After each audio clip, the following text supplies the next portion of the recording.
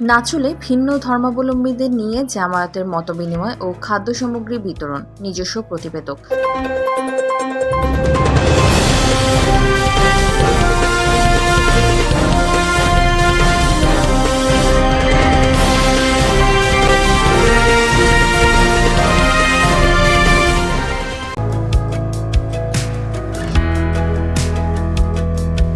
চাঁপাইনবাবগঞ্জের নাচলে ভিন্ন ধর্মাবলম্বীদের নিয়ে জামায়াতে ইসলামী এমপি প্রার্থীর মতবিনিময় ও খাদ্য সামগ্রী বিতরণী সভা অনুষ্ঠিত হয়েছে।